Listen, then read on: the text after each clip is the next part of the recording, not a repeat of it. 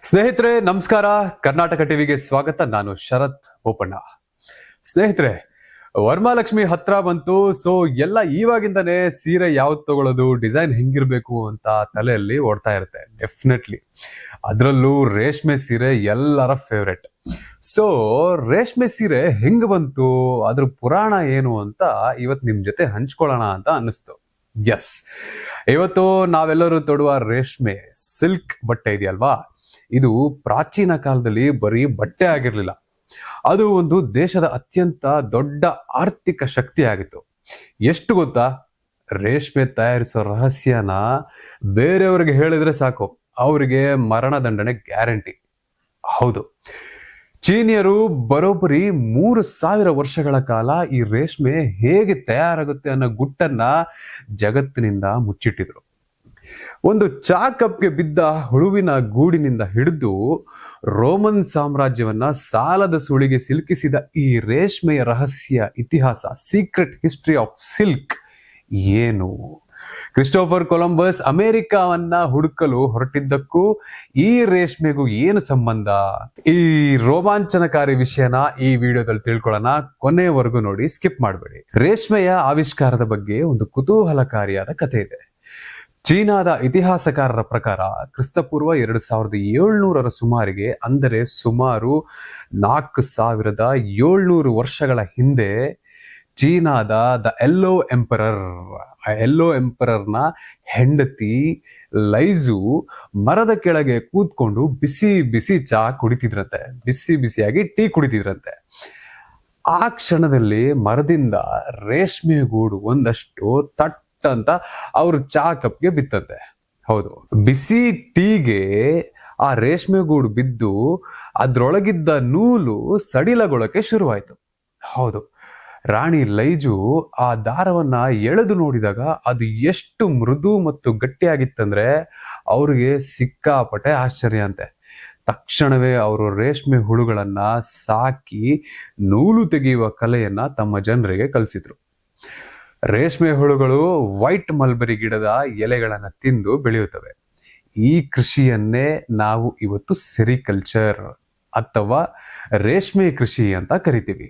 ಚೀನಾದ ರಾಜವಂಶಸ್ಥರಿಗೆ ಈ ರೇಷ್ಮೆಯ ಮೌಲ್ಯ ಏನು ಅಂತ ಚೆನ್ನಾಗಿ ಗೊತ್ತಿತ್ತು. ತಮ್ಮ ಏಕಸ್ವಾಮ್ಯ ಅಂದ್ರೆ ಮೊನೋಪೊಲಿ ಹಾಳಾಗಬಾರ್ದು ಅಂತ ಅವರು ರೇಷ್ಮೆ ನೂಲು ತೆಗೆಯುವ ವಿಧಾನವನ್ನ ಬರೋಬ್ಬರಿ 3000 ವರ್ಷಗಳ ಕಾಲ ಜಗತ್ತಿನಿಂದ ಮುಚ್ಚಿಟ್ಟಿದ್ರು.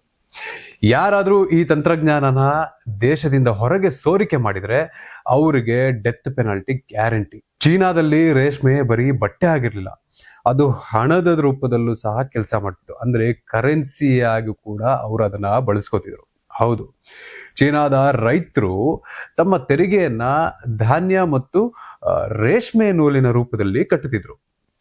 ಹಾನ್ ಡೈನಾಸಿಟಿ ಅಂತ ಇದೆ. ಆ ಅವಧಿಯಲ್ಲಿ ಸರ್ಕಾರಿ ನೌಕರರಿಗೆ ಹಾಗೂ ಸೈನಿಕರಿಗೆ ನಾಣ್ಯಗಳ ಬದಲಾಗಿ ರೇಷ್ಮೆ ಬಟ್ಟೆಯ ಸುರುಳಿಗಳನ್ನೇ ಸಂಬಳವಾಗಿ ಕೊಡ್ತಾ ಇದ್ರಂತೆ. ಎಂತ ಇಂಟ್ರೆಸ್ಟಿಂಗ್ ಅಲ್ವಾ? ಅಷ್ಟೇ ಅಲ್ಲ, ಸಾಮಾಜಿಕ ವರ್ಗವನ್ನ ತೋರಿಸೋದಕ್ಕೆ ರೇಷ್ಮೆಯನ್ನ ಬಳಸ್ತಿದ್ರು. ಆರಂಭದಲ್ಲಿ, ಆಗಿನ ಕಾಲದಲ್ಲಿ, ವೆರಿ ಬಿಗಿನಿಂಗ್ ಅಲ್ಲಿ ಹಳದಿ ಬಣ್ಣದ ರೇಷ್ಮೆನ ಚಕ್ರವರ್ತಿ ಮತ್ತೆ ಅವರ ಕುಟುಂಬ ಮಾತ್ರ ಹಾಕೋಬೇಕಿತ್ತು. ಬಡ ರೈತರಿಗೆ ರೇಷ್ಮೆ ಉಡೋದು ಸಂಪೂರ್ಣ ಬ್ಯಾನ್, ನಿಷೇಧ ಮಾಡಿದ್ರು. ಇನ್ನು ಕ್ರಿಸ್ತಪೂರ್ವ 138ರಲ್ಲಿ ಹಾನ್ ಚಕ್ರವರ್ತಿ ವು ಜಾಂಕಿಯಾನ್ ಎಂಬ ರಾಯಭಾರಿನ ಪಶ್ಚಿಮ ದೇಶಗಳಿಗೆ ಕಳಿಸ್ತಾನೆ. ಅವನು ಹಿಂತಿರುಗಿ ಬಂದಾಗ ಅಲ್ಲಿ ಮಾರುಕಟ್ಟೆಗಳಲ್ಲಿ ಚೀನಾದ ರೇಷ್ಮೆಗೆ ವಿಪರೀತ ಬೇಡಿಕೆ ಇರೋದಾಗಿ ಹೇಳ್ತಾನೆ. ಹೀಗೆ ಹುಟ್ಕೊಂಡಿದ್ದು ವಿಶ್ವ ಪ್ರಸಿದ್ಧ ಸಿಲ್ಕ್ ರೋಡ್.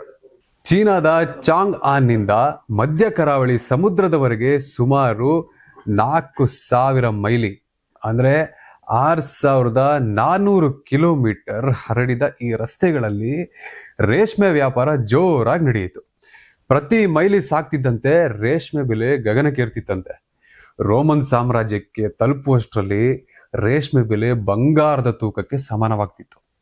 ರೋಮನ್ ಶ್ರೀಮಂತ ಮಹಿಳೆಯರು ಮತ್ತು ಪುರುಷರು ಈ ರೇಷ್ಮೆ ತೊಡೋದನ್ನ ಪ್ರತಿಷ್ಠೆಯ ಸಂಕೇತವಾಗಿ ಕಂಡ್ರು. ಅಂದ್ರೆ ಸೋಷಿಯಲ್ ಸ್ಟೇಟಸ್, ಇವತ್ತಿನ ಸಾಹುಕಾರರು ಮಾಡೋ ತರ. ಆದ್ರೆ ರೋಮನ್ ನೈತಿಕ ನಾಯಕರಿಗೆ ಇದು ಇಷ್ಟವಾಗ್ಲಿಲ್ಲ. ಅಂದ್ರೆ ಪ್ಲಿನಿ ದ ಎಲ್ಡರ್ ಎಂಬ ಇತಿಹಾಸಕಾರ ಕ್ರಿಸ್ತ ಶತಕ 77ರಲ್ಲಿ ಬರೀತಾನೆ, ರೋಮ್ ನಗರವು ರೇಷ್ಮೆಗಾಗಿ ಪ್ರತಿ ವರ್ಷ 100 ಮಿಲಿಯನ್ ನಾಣ್ಯಗಳು, 100 ಮಿಲಿಯನ್ ಸೆಸ್ಟರ್ಸಸ್ ಪೂರ್ವ ದೇಶಗಳಿಗೆ ಕಳೆದುಕೊಳ್ಳುತ್ತಿದೆ ಅಂತ ಕಳವಳ ವ್ಯಕ್ತಪಡಿಸಿದ. ತಮಾಷೆ ಅಂದ್ರೆ ರೋಮನ್ರಿಗೆ ರೇಷ್ಮೆ ಹೇಗೆ ತಯಾರಾಗುತ್ತೆ ಅಂತಾನೆ ಗೊತ್ತಿಲ್ಲ. ಅವರು ರೇಷ್ಮೆ ಹತ್ತಿ ತರ ಯಾವ್ದೋ ಮರದಲ್ಲಿ ಬೆಳೆಯುತ್ತಾರೆ ಅಂತ ಅನ್ಕೊಂಡಿದ್ರಂತೆ. ರೇಷ್ಮೆ ಹುಡುಕಾಟ ಮತ್ತು ವ್ಯಾಪಾರ ಬರೀ ಬಟ್ಟೆಗೆ ಸೀಮಿತವಾಗ್ಲಿಲ್ಲ, ಅದು ಇಡೀ ಜಗತ್ತಿನ ಚಿತ್ರಣವನ್ನೇ ಬದಲಿಸಿತು. ಸಿಲ್ಕ್ ರೋಡ್ ಮೂಲಕವೇ ಚೀನಾದಿಂದ ಪೇಪರು, ಗನ್ ಪೌಡ್ರು, ಕಾಂಪಾಸು ಇದೆಲ್ಲ ವೆಸ್ಟರ್ನ್ ಕಂಟ್ರೀಸ್, ಪಶ್ಚಿಮ ದೇಶದನ್ನ ತಲುಪ್ತಾ ಇತ್ತು. 1492ರಲ್ಲಿ ಕ್ರಿಸ್ಟೋಫರ್ ಕೊಲಂಬಸ್ ಅಟ್ಲಾಂಟಿಕ್ ಸಮುದ್ರದಲ್ಲಿ ಪ್ರಯಾಣಿಸಿ ಅಮೆರಿಕವನ್ನ ತಲುಪಿದ್ದು ಸಹ ಭಾರತ ಮತ್ತು ಚೀನಾದ ರೇಷ್ಮೆ ಹಾಗೂ ಸಾಂಬಾರು ಪದಾರ್ಥಗಳಿಗೆ ಹತ್ತಿರದ ದಾರಿ ಹುಡುಕುವ ಪ್ರಯತ್ನದಿಂದಲೇ. ರೇಷ್ಮೆಯಿಂದ ಬಟ್ಟೆ ಮಾತ್ರವಲ್ಲದೆ ಮೀನು ಹಿಡಿಯುವ ದಾರ, ಸಂಗೀತ ವಾದ್ಯಗಳ ತಂತಿ ಹಾಗೂ ಚಿತ್ರಕಲೆಯ ಕ್ಯಾನ್ವಸ್ ಆಗಿ ಕೂಡ ಬಳಸಲಾಗ್ತಿತ್ತು. ಕಾಗದ ಕಂಡು ಹಿಡಿಯುವ ಮೊದಲು ವಿದ್ವಾಂಸರು ರೇಷ್ಮೆ ಸುರುಳಿಗಳ ಮೇಲೆ ಇತಿಹಾಸವನ್ನ ಬರೆಯುತ್ತಿದ್ರು. 1973 ಮವಾಂಗ್ಡುಯಿ ಟಾಂಬ್ಸ್ ಅಂದ್ರೆ ಮವಾಂಗ್ಡುಯಿ ಸಮಾಧಿನ ಅಗದಾಗ ಕ್ರಿಸ್ತಪೂರ್ವ 168ರ ಕಾಲದ ರೇಷ್ಮೆ ಬಟ್ಟೆಯ ಮೇಲಿದ್ದ ನಕ್ಷತ್ರಗಳ ನಕ್ಷೆ, ಸ್ಟಾರ್ ಮ್ಯಾಪ್ಸ್ ಹಾಗೂ ವೈದ್ಯಕೀಯ ಪುಸ್ತಕಗಳು ಸಿಕ್ಕು. ಸಾಮಾನ್ಯ ಪೇಪರ್ ಆಗಿದ್ರೆ ಕರಗೋಗ್ತಾ ಇತ್ತು, ಆದ್ರೆ ರೇಷ್ಮೆ ಆಗಿರೋದ್ರಿಂದ 2000 ವರ್ಷಗಳ ನಂತರನೂ ಅದು ಸುಸ್ಥಿತಿಯಲ್ಲಿದ್ವು. ನೋಡಿದ್ರ ಸ್ನೇಹಿತರೆ, ಒಂದು ಸಣ್ಣ ಚಹಾ ಕಪ್ಗೆ ಬಿದ್ದ ಹುಳುವಿನ ಗೂಡು ಇಡೀ ಜಗತ್ತಿನ ಮೊದಲ ಜಾಗತಿಕ ಆರ್ಥಿಕತೆ, ಫಸ್ಟ್ ಗ್ಲೋಬಲ್ ಎಕನಾಮಿ ಅಂತ ಹೇಗೆ ಸೃಷ್ಟಿಸಿತು.